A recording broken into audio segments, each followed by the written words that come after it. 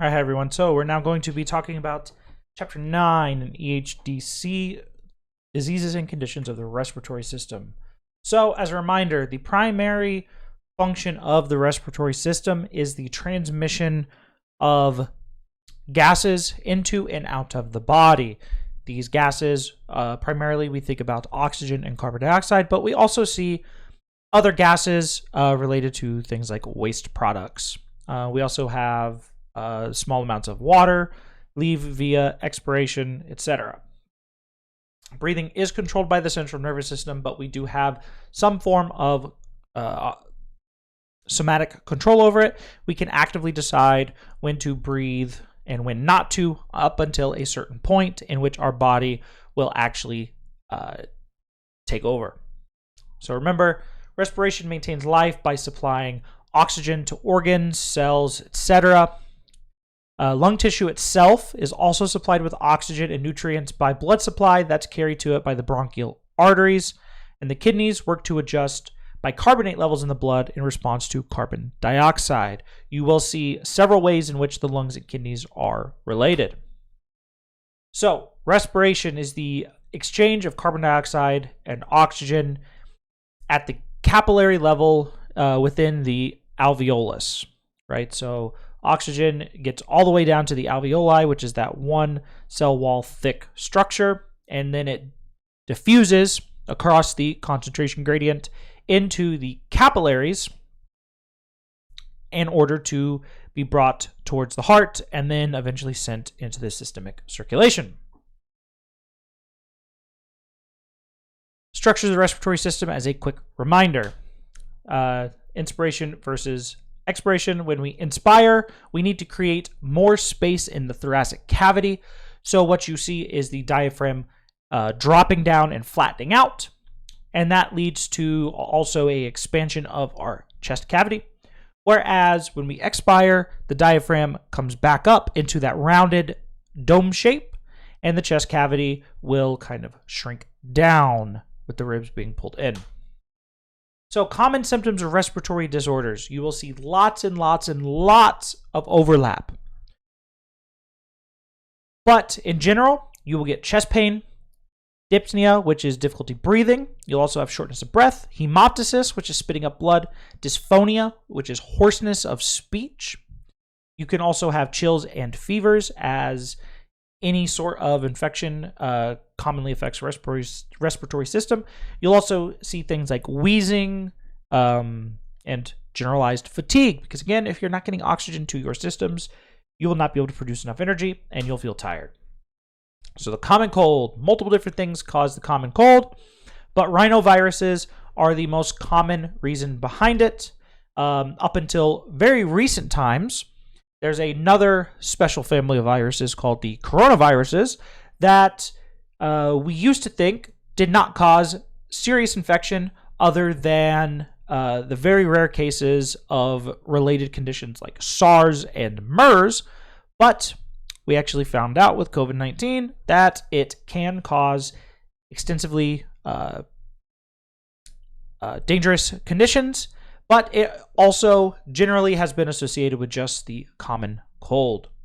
With this, you're going to see upper respiratory tract symptoms, and the infection will be present only typically more in the upper respiratory, but it can affect the lungs in people that don't fight off the infection. Typically see it pharynx, larynx area, nose. Symptoms do depend on the virus, but generally consist of congestion, discharge, sneezing, watery eyes, sore throat, and hoarseness of the voice, typically due to excessive coughing. The common cold, you'll also, again, hear sometimes referred to as upper respiratory tract infection. So an ordinary cold should clear up within 4 to 5 days. The key for this is just rest, drinking fluids. Some people suggest using vaporizers, and then certain drugs like over-the-counter antihistamines and decongestants can be very effective to prevent these types of conditions. Again, real basic sanitary practices like hand washing can go a long way. Sinusitis, this is inflammation of the mucous membranes of your paranasal sinuses. We have several sets of sinuses in the skull. Sinuses, remember, all are these hollowed out spaces lined with mucous membranes that sit in your skull. They have a couple different functions, but they do help reduce the weight of the skull itself. They can be caused by just about anything, but typically viral and bacterial are the most common.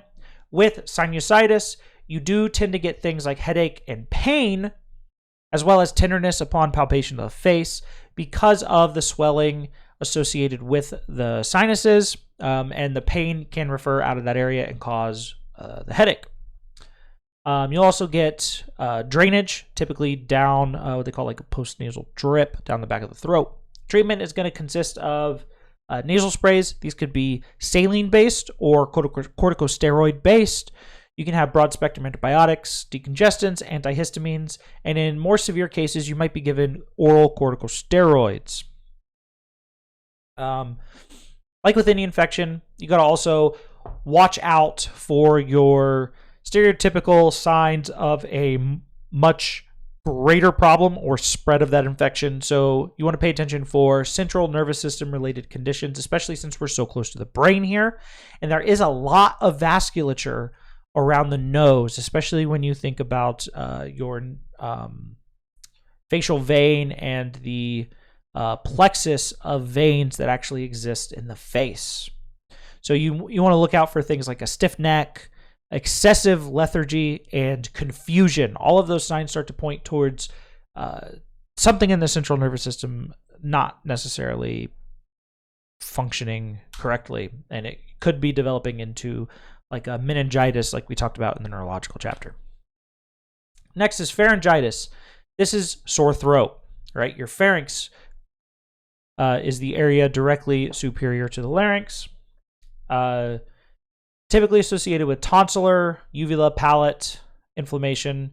You can sometimes have a burning sensation, especially when you're swallowing food or drinks, and you might have the sensation of there being something in your throat. Most common cause of this is viral infections.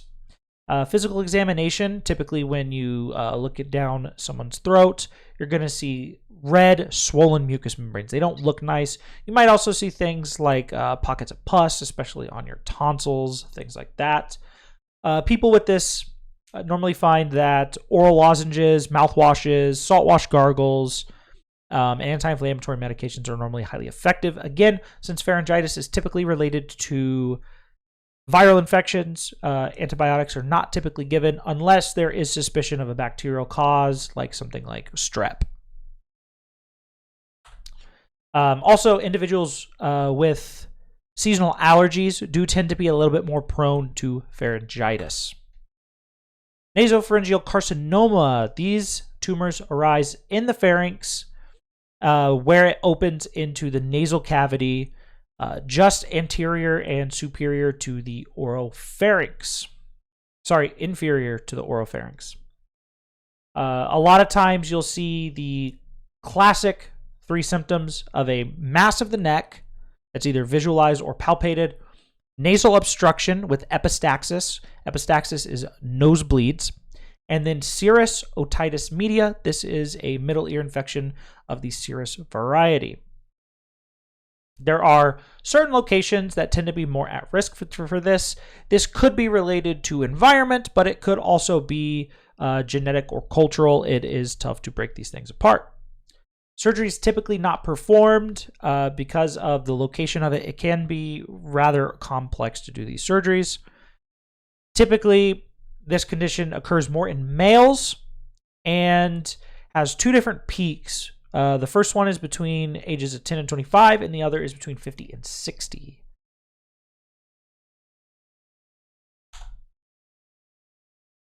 Laryngitis. So this is inflammation of your vocal cords. All right, this typically causes hoarseness, but in its more severe manifestations, you can see issues with breathing. We do see viral and bacterial infections common here, and laryngitis can have actually chronic and acute patterns. Normally in this case, because the larynx is so far down the throat, you do need to use a laryngoscope to view this, but luckily it's not that crazy. Treatment, though, typically rather straightforward. You're going to use rest, especially with the voice, right? You don't want to talk a lot. You're going to drink lots of fluid, and you'll use cough syrup type medications to help prevent coughing. You can also have this condition on top of other things like mono, the flu, bronchitis, pneumonia. Other common conditions can help lead to this, but other more severe conditions can also cause laryngitis. When we talk about things like pertussis, which is the whooping cough, diphtheria, syphilis, tuberculosis, all of those things can also cause laryngitis, but laryngitis is typically not the largest worry with those conditions. So deviated septums. So a nasal septum is the cartilage portion between your nostrils. When that deviates to one side or the other, as you see in this picture here, that is a deviated septum. It changes the way that the air flows through your nose. If you recall from anatomy, you have three masses in your nose on each side. Those are called your nasal concha. You have three of them. They're superior, middle, and inferior. This kind of interferes with their function, which is to help condition the air. So we want to raise the humidity, and the hairs within the nose actually play a role in the immune system, and they can help catch pathogens and other structures as they come in. Treatment's not normally necessary, but some people do end up with pretty severe compromise, especially if they have some sort of nose, either bone or cartilage type injury. There also is a little bit of evidence that individuals with deviated septums are more prone to conditions like sleep apnea, which can be potentially life-threatening, as strange as it may seem on the surface, but sleep apnea can be deadly. So nasal polyps. These are benign growths that obstruct your nasal cavity and affect your sense of smell. Typically, individuals that have a chronic and relatively severe rhinitis, which is runny nose or sinusitis, end up developing these. They're basically just an overproduction of fluid from the mucous membranes. You typically do need to do surgical removal, as they will be too large to remove from the nasal cavity by themselves. But some patients do opt to have steroid injections directly into them, which seem to sometimes help. So this is a picture of a nasal polyp. You'll see right there. Next, anosmia. So this is the impairment or loss of the sense of smell. Remember the prefix a or an, meaning loss of, anosmia in this case is related to smell. So you actually sometimes also lose the ability to taste in this case, because smell is a massive part of our sense of taste. This condition is going to be chronic, typically not reversible. One of the more interesting things is some literature is showing us now that people that start to lose their sense of smell are more prone to neurodegenerative diseases like dementia and Parkinson's. And there are some rather incredibly interesting studies showing that this loss of smell, even if it starts off as minor, might start up to a decade before conditions like Alzheimer's start to exhibit their classical memory-based symptoms. Unfortunately, there's no preventative measure because there's so many things that can cause it, okay? One of the most common treatments for it, though, is treating the condition that's causing it. And the most common way that this is caused is a upper respiratory tract infection. Epistaxis and nosebleeds. So most nosebleeds, no problem. Now, nosebleeds that last 10 minutes or longer after constant pressure is applied need emergency medical care. There are tons of veins in the face. There's a massive plexus of veins on the face, and they are directly connected with the venous drainage from the skull. So you could essentially have a endless supply of blood. So you do need to potentially have it cauterized if it bleeds for 10 or more minutes. With epistaxis, though, they can be a major concern, and there are certain types of cancers, for instance, where it is one of the first symptoms, conditions like leukemia, where you end up with a decreased number of platelets, you end up bleeding easier, and the nose, again, is one of the places that you can bleed very easily from, even without an underlying condition. Generally, though, with this condition, you apply pressure, tilt the head back, and you're good to go after a few minutes. Tumors of the larynx, typically associated with smoking, but they can also be benign and unrelated to smoking, or can be malignant and dangerous. Two most common types that are benign are papillomas and polyps. These are associated with overuse or misuse of the vocal cords. Commonly see that in people that do like singing and don't have strong vocal skills and the ability to properly recover their vocal cords. Typically, though, the hoarseness caused by benign tumors, which again, dysphonia and hoarseness are the most common symptoms, and typically the only symptom. If there's a benign tumor, you typically see intermittent symptoms, whereas more malignant cancers tend to cause continuous symptoms that do actually worsen over time. Oh, and another condition that can cause this is acid reflux. So laryngeal cancer, again, neoplasm of the larynx, you're going to see hoarseness start. As mentioned before, it develops slowly over time. It gets worse and worse and worse. You'll also see issues with swallowing. You might have a chronic cough. And one of the more interesting things about this is that you can get referred pain to the ear and stridor. Stridor is a kind of high-pitched whistling sound that somebody would make when there's a constriction in their airway. Stridor can come from the lungs, but it can also come from the larynx being narrowed. It kind of sounds like a really high-pitched whistle that you can hear while they're speaking and breathing. Smoking and alcohol consumption, most common risk factors here. Like with most cancers, though, alcohol and smoking, major risk factors. Hemoptysis, so this is coughing up of blood. Lots of different things that can happen, and it's not necessarily a super major condition. Minor infections can cause it, but it's still important to have it checked out, especially if there is not a known origin for the blood. So if you don't know that you're sick, you're not coughing, and then out of nowhere you start to cough and up comes the blood, that is a cause for concern for not emergency, but relatively quick medical evaluation. Typically, though, hemoptysis, it doesn't happen on its own. Something's causing the lung tissue to slough off and bleed. So you need to find the source of the bleeding and treat that. In really extreme cases, you might need surgery to help repair.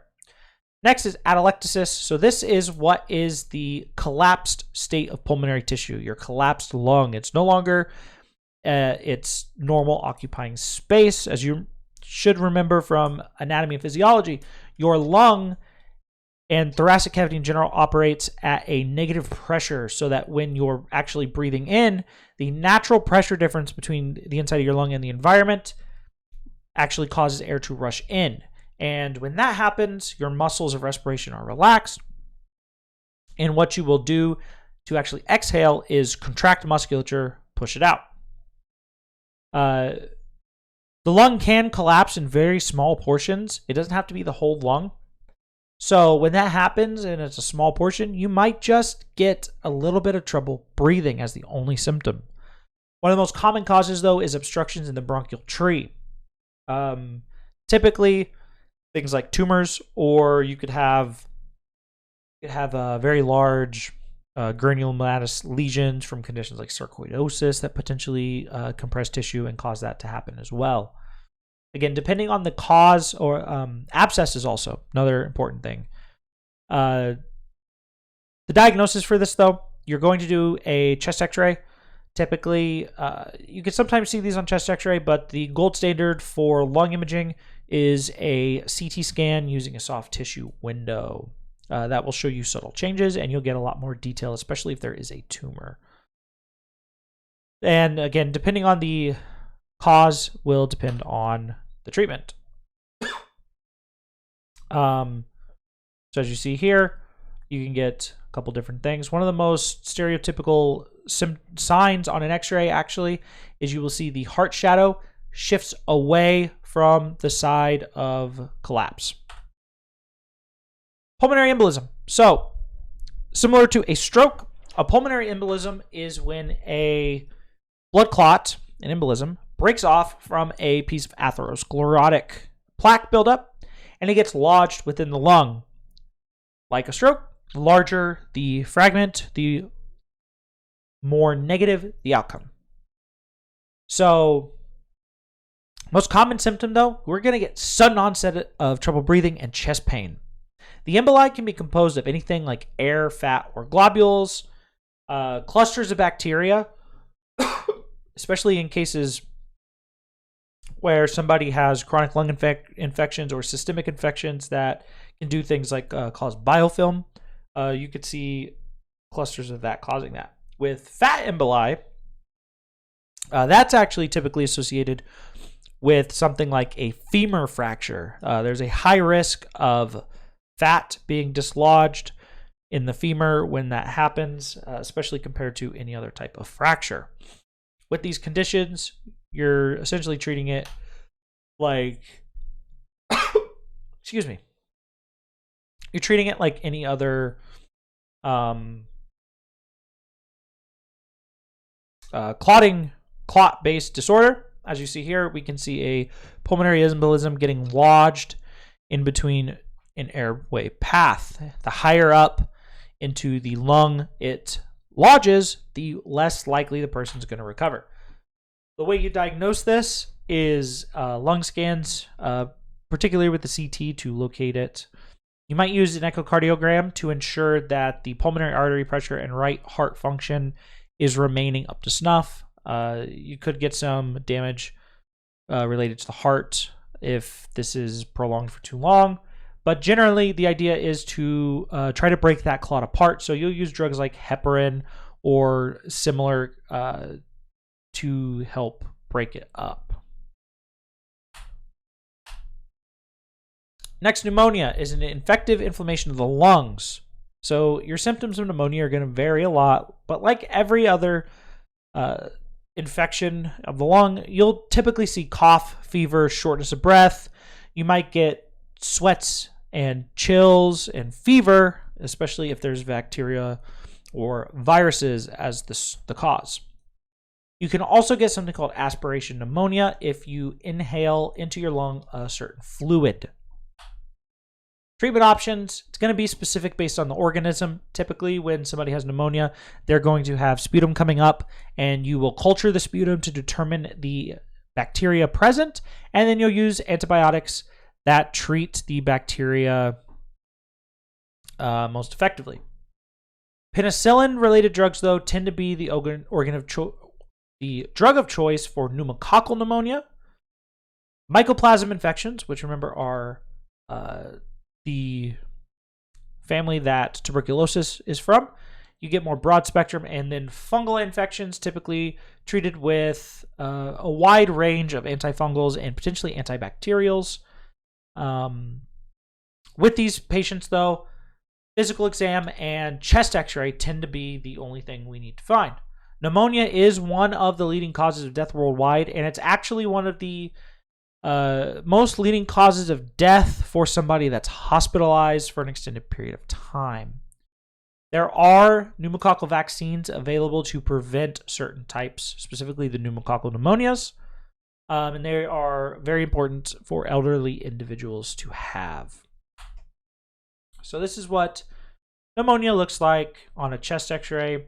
You see the fluid buildup in this upper and mid to lower lung zone over here on the right.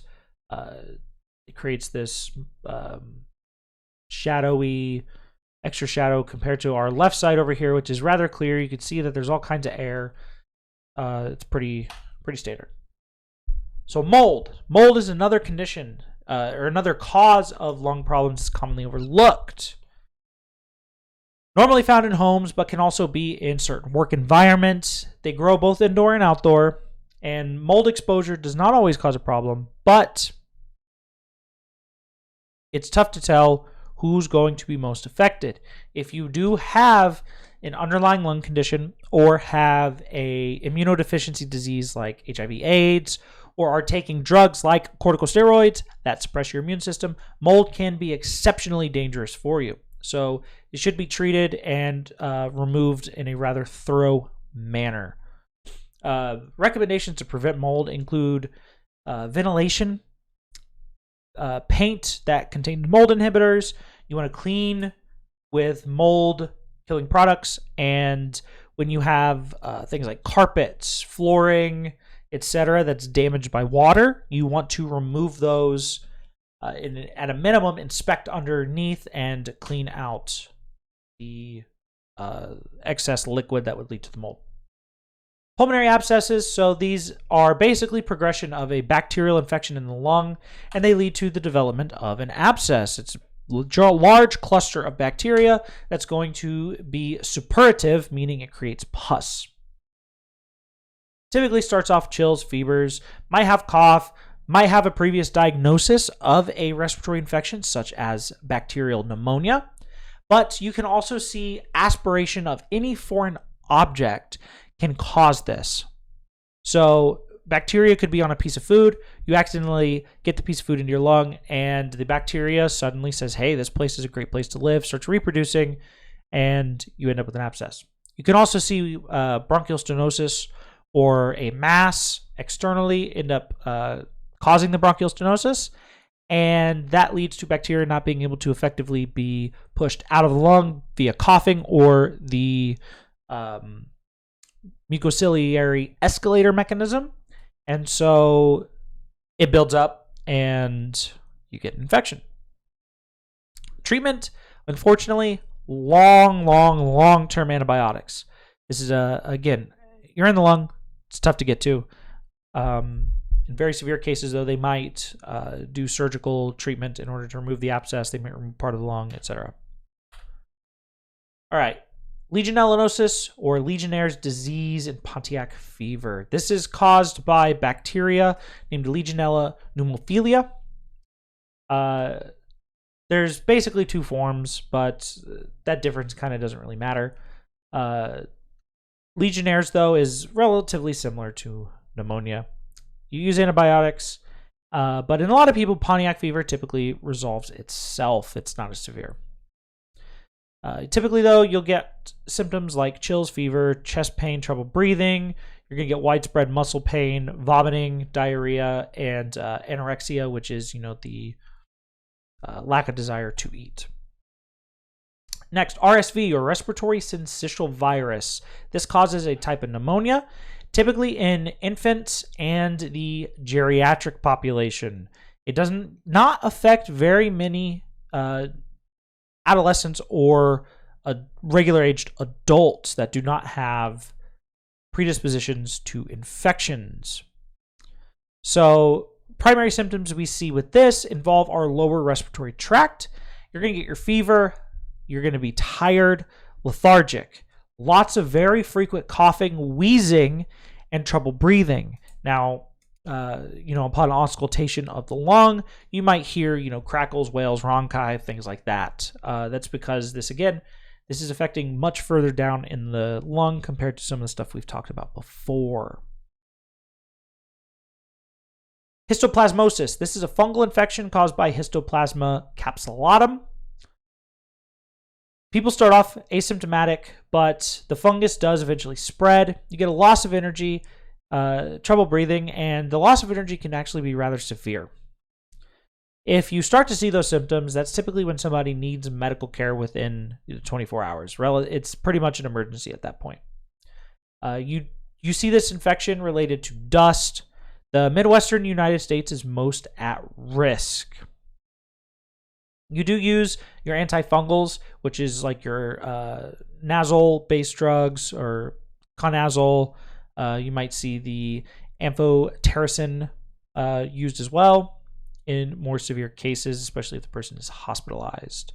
The disease can be self-limiting, though, especially if you do not have the more severe manifestation of it, and you may not need antifungals. Influenza. So influenza, multiple different forms, but it's a family of orthomyxoviruses. The typical thing that we see with influenza, though, is your fever, chills, headache, sore throat, and widespread muscle type pain. It's normally relatively severe in people, a low to moderate grade fever, anywhere from 100 to 102, and it shouldn't last more than 2 or 3 days in a lot of people. Now, big problem with influenza is that there are certain subtypes of influenza that can be exceptionally dangerous. There are some known types of influenza that have, 75, 80% death rates for those that become infected.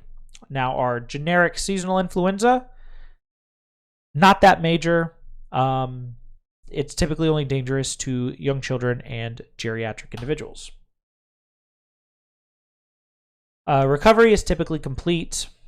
We get, on a roughly regular, anywhere from 1 to 4 years, big increases in the spread rates. Influenza is a highly mutating virus, which is why it's essentially nearly impossible to have just one and done for the vaccine. Now, we mentioned more severe types of influenza. H1N1 is one of those types. We also have other types like H5N1, the bird flu, and then you've got more novel, rarer types that we don't see all that often in people, like H7N2. And those really rare ones, those are the ones that have your 75, 80% death rates. Your swine flu and whatnot typically does have a much higher increased rate, which is why it's such a concern, but it's still nowhere near those true, incredibly dangerous conditions. We're still talking your stereotypical people being most at risk, with your occasional, normal aged person that might have a minor health condition potentially succumbing to the condition. With swine flu, though, you do tend to have some GI-related symptoms like diarrhea and vomiting. But the main thing with it is that it's so contagious. It spreads incredibly rapidly. Like any virus, though, you're going to use your Vir-related vaccines, specifically in this case, oseltamivir, which is your Tamiflu. It's one of the most common medications given for this. COPD, chronic obstructive pulmonary disease. COPD really comes in 2 main types. You've got your chronic bronchitis and your emphysema. Now, everything else you see listed on here is sort of related to it and can kind of develop COPD all on its own.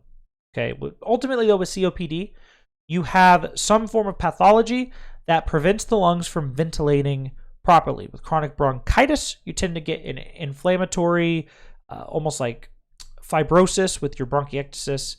And with emphysema, you get that hyperinflation and the inability to actually get air out of the lung tissue because it's so hyperinflated. So acute and chronic bronchitis, again, inflammation of your bronchial mucous membranes. For acute, you typically see symptoms resolving within a week, but chronic, you're talking at least 3 months for the last 2 years. That's the diagnosis. Acute bronchitis typically is very similar to every other generic upper respiratory tract infection. Not normally a big issue. Can be bacterial or viral. Ultimately, doesn't matter. Relatively self-limiting. You just get a cough, etc.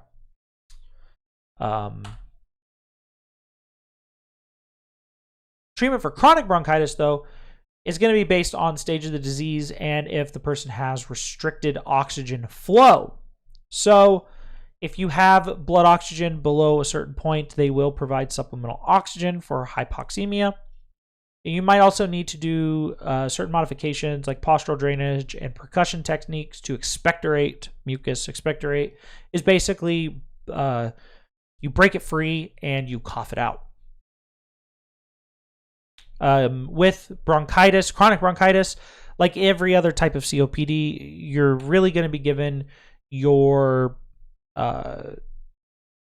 dilator drugs. So drugs that are very similar to what you give for asthma to help increase airflow. So bronchiectasis, the next thing to talk about, is an irreversible dilation and distortion of the bronchi. You get destruction of the muscles and the elasticity aspect of the bronchial walls.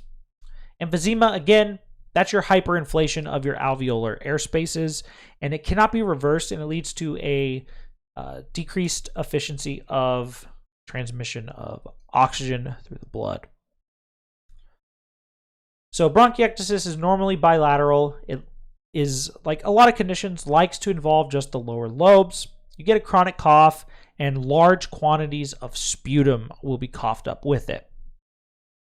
Anything that causes chronic damage to the bronchi can cause these conditions. Typically, for these people, you give them antibiotics because once there's this dilation, you can get a lot of bacteria build up in there, and people are more susceptible to infection. It can also be caused by infection. These people also need to avoid environmental irritants, similar to people that have asthma. You want to avoid stuff that makes you cough and irritates the linings of your lungs, like smoke, fumes, dust. And if you have seasonal allergies, it's important to avoid those as well. This is what a gross anatomical specimen looks like that has bronchiectasis. You can see the individual bronchi here. They are very fibrous looking, very rigid. If you were to touch them, they would feel very stiff. So our emphysema, the other subtype of COPD, you have your hyperinflated alveolar walls that are damaged that will not come back. People with emphysema typically have what is described as a barrel chest appearance of a barrel chest. You know, their chest is just as deep as it is wide, essentially. Onset of symptoms, you're going to have difficulty breathing, rapid breathing, wheezing, much greater increases in respiratory rate for the same level of activity as somebody else. You might have a cough, might not, depends on the person. People with emphysema, like chronic bronchitis, they are susceptible to more lung infections. Cigarette smoking is one of the most common risk factors, though, but environmental exposures can also help lead to it. Drug therapy is your beta-2 adrenergic sympathetomimetic drugs that are going to be used in combination with corticosteroids. This is stuff like kind of like your albuterol that's going to help dilate and move blood or air through the chest. Pneumoconiosis. So pneumoconiosis is a generic term for disease of the lung caused by mineral or dust inhalation. So this is what pneumoconiosis does to the body. One of the most common types is silicosis, but you can also have anthracosis, which is your black lung, your coal miner's lung. And another incredibly common form of pneumoconiosis is asbestosis, which is from inhalation of asbestos, which, as we all know from the TV commercials that used to exist, leads to the development of a cancer condition called mesothelioma. But with pneumoconiosis, the inhalation of these substances leads to a diffuse fibrosis of the lung. Typically, again, environmental factors over a long period of time increase the risk of this. They say that, you're looking at people needing 10 plus years of continual exposure daily to develop a lung like this, and it can get much worse than this. Another common type is silicosis, related to individuals like metal grinders, stoneworkers, etc. The treatment, again, you're going to want to relieve symptoms and find ways to increase the oxygen into the body via oxygen therapy, bronchodilators like inhalers, etc. There's also rehab-based techniques in order to help knock loose mucus and help increase breathing abilities. Corticosteroids can also be relatively effective with these individuals. They do also have some relatively interesting X-ray findings and CT findings, as you do tend to be able to see some of this damage on those. Pleurisy or pleuritis is inflammation of the membrane surrounding the lungs and the lining of your pleural cavity. As you'll see here, this is your pleura. And in between your visceral and parietal, you have your pleural fluid. This is where you're going to collect inflammation in this case. You're going to get that sharp pain when breathing, and the person might experience your classic infection-related symptoms. You can also get what's called a dry pleurisy if there's not enough pleural fluid volume, and it leads to a somewhat similar type of issue. You might see on an x-ray a little bit of pleural fluid buildup, especially down in these costophrenic recesses, and you might even see on an x-ray a little fun radiographic finding. If we pretend this is an x-ray, you would see a little bump pushing and displacing the lung here. And radiologists, who are a fun bunch of people that spend their entire day in the dark looking at pictures of the insides of people and then talking to themselves as they do voice dictation to dictate out a note, they like to essentially hallucinate and call things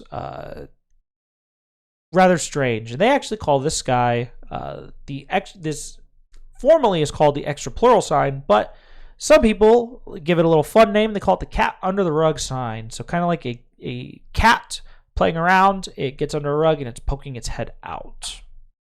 Next, pneumothorax. Pneumothorax is the collection of air or gas in the pleural cavity. You can also have similar things like a hemothorax, which is blood filling up the cavity.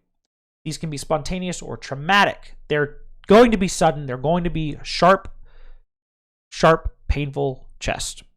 People could have falling blood pressures, weak pulses. It is a relatively important emergency to have fixed, especially if it is traumatic and there is something rupturing the thoracic cavity and the peritoneal layers. Treatment. So they'll be put in something called a Fowler or semi-Fowler position. They might need oxygen therapy. If there is a direct hole external to the body, they will need to seal that. And a thoracostomy is sometimes performed to withdraw air from the cavity. So they kind of put in a hole in the thorax, and they would drain the air via that. So again, this shows hemo versus pneumothorax. Hemothorax, same concept, but we just have blood in the area. The blood can build up and essentially cause a external pressure atelectasis, which can lead to collapse in atelectasis. Again, drain the blood, relieve the pressure. Flail chest. Flail chest is a condition where we get multiple rib fractures at consecutive levels with the rib typically being fractured in multiple spots. This is considered a medical emergency as it is likely to lead to lung damage very quickly. All right. It's typically also related to relatively severe traumas like a large object falling on somebody, motor vehicle accidents, typically, especially people being flung into the steering wheel.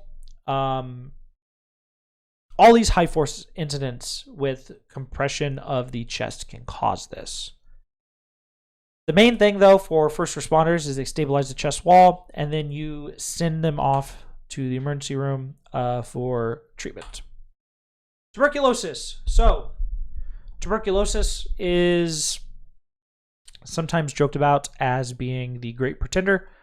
It has the ability to affect just about everything in the body. Tuberculosis loves to spread to the spine, especially with people that have it chronically. And in the spine, we call it Pott's disease of the spine. This is a Bacterial infection related to a bacterium named Mycobacterium tuberculosis, and it's spread by respiratory droplets. To test for this condition, you do the Mantoux test, which is commonly referred to as a PPD, which stands for Purified Protein Derivative Test. That's that little intradermal test. They inject a antigen under the skin, and they check the body's reaction to it. If you've had a previous TB infection, your body will react to it. If you have not had one, the body does not respond, and it remains roughly the same size. That's why they measure the size, because typically there's a size that says, okay, you need to have further evaluation. All right. And the further evaluation, especially for someone who doesn't have TB but has had TB in the past or has been exposed to it, if they're positive, then it's going to be a chest x-ray, as the lung is the most common site of involvement, and that's the only real way to determine if it is active or not. Tuberculosis is incredibly, incredibly dangerous, incredibly high potential for fatality, and it spreads like wildfire. Luckily, it is not something we have to worry about typically in the Western world, but there are cases that pop up, especially in people that travel internationally, as it does seem to have a high prevalence rate in certain countries, especially poor and more developing countries. Now, there is a vaccine for this. The vaccine is not used in the United States. Again, it is not a condition common enough for anybody to bother making it. But the current vaccine that exists is also not that effective. So it's generally not suggested, except for when somebody lives in, again, a high-risk place and potentially has major risk factors that leave them more susceptible to infection. This is what TB does to the lung. Next, infectious mononucleosis. This is caused by what is believed to be, and most commonly, the Epstein-Barr virus. The old name for this that you might sometimes still see is glandular fever. Epstein-Barr virus is a virus in the human herpes virus family, typically associated with adolescents and young adults. You get lymphadenopathy, early fever, malaise, chills, inability and lack of desire to eat. You have a sore throat, fatigue. There might be neck pain. Typically, that's referral from the viscera of the throat. Typically, though, for these people, since it is a virus, it's rest, fluid intake. You can take antipyretic medications like acetaminophen, which is your Tylenol, if your temperature starts to become too high. Big thing, though, is a lot of times they will do a throat swab to rule out things like streptococcal infections, but they'll also do blood testing to help confirm that it's viral versus bacterial too. This is what tonsils look like with mononucleosis. Adult respiratory distress syndrome, or ARDS. This is a type of acute lung injury characterized by severe pulmonary congestion. You get respiratory distress and a reduced oxygen level of the blood. You're going to see lots of accessory breathing muscles being used in order to try to increase oxygen into the body. And the thing about this is that it's sudden and severe. Normally, ARDS is secondary to some precipitating agent, though, that leads to increased capillary permeability in the lungs. The alveoli start to fill with fluid within 48 hours of injury, and they collapse because of this. Most common things that people have underlying this are pneumonia. They can have sepsis. They can have aspiration of their gastric content. So if somebody has GERD and then they potentially choke on the regurgitated stomach contents. You can have near drowning, fat embolisms, etc. All of those things can lead to this. Unfortunately, the care for this is supportive care only. Efforts are made to correct the underlying cause, but again, this is not generally thought of as a primary condition, so you must treat what's underneath. Next, sarcoidosis. Sarcoidosis is a multi-system granulomatous disorder. That basically means that you get lesions that get created by these inflamed cells. They're called granulomas. They essentially become non-functioning and nasty. Most common body system affected is the skin, and it causes a very characteristic type of rash called erythema nigrans. Lung, though, is very, very commonly involved and is highly variable in severity. Sarcoidosis, similar conceptually to cancer in the fact that it starts and stops. But the underlying cause of sarcoidosis, while not fully known, it's thought to be the immune system continuing a response against a viral infection that's no longer actually there. So the immune system starts to run haywire for some reason. Typically, though, corticosteroid therapy is given. But in very, very, very multi-system, more severe cases, you might get treatment with IV immunoglobulins, IVIG. Lung cancer, there's different types of lung cancer, but generally it's actually related to the epithelial linings, which is why you see like squamous cell lung cancers, etc. The lung cancers are given two broad classifications, though. There's your non-small lung cell and small lung cell cancers. Your small only make up 10 to 15%, and the other category is basically everything else. Smoking is thought to be responsible for up to 90% of all lung cancer, and lung cancer kills about 30% of everyone with cancer worldwide. It is the leading cause of cancer death for both biological sexes as well. So this is what lung cancer does to the body.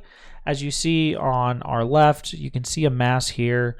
We also have the blackened lung, typically associated with your smoking. On the right side, we see more of a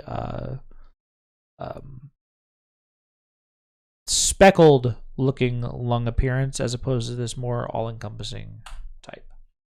Like all cancers, though, you will treat them based on stage and type. Most patients are symptomatic, and some are found with chest radiographs, though. It's not uncommon for people to have things like mid-back pain, etc., and then you potentially find a nodule of potentially lung cancer. The big thing, though, is tissue biopsy to determine the type. You'll do CT scans of the chest, abdomen, and head, and they need to look at a bone scan as well, because if you have a bone cancer, it can metastasize to the lung and cause what's called cannonball metastasis, where bone tissue starts to replace normal lung tissue. There are certain biomarkers to look at this, like the epidermal growth factor receptor and the anaplastic lymphoma kinase. For early stage non-small cell lung cancer, surgical resection tends to be a preferred option, but the later stage surgical resection may not be enough, and they will actually do extensive radiation chemotherapy as well. Prognosis, again, like all cancers, depends on type, stage, your overall health. Fact. The U.S. Preventative Task Force recommends lung cancer screening for high-risk individuals. With the annual low-dose chest CT, they actually have specific chest CT protocols that help keep radiation low for things like this. High risk is defined by the U.S. Preventative Task Force as anyone ages 55 to 80 with a history of 30 pack per year smoking history who are current smokers or quit within the previous 15 years. The 5-year survival rate is for lung cancer is typically poor, and all lung cancers average are about 15%. So again, like with a lot of cancers, the best prevention is to not smoke. And we might as well add in don't drink alcohol, because that's another driver of lots of other types of cancers. So that is everything for our respiratory chapter. If you have any questions, please make sure to ask.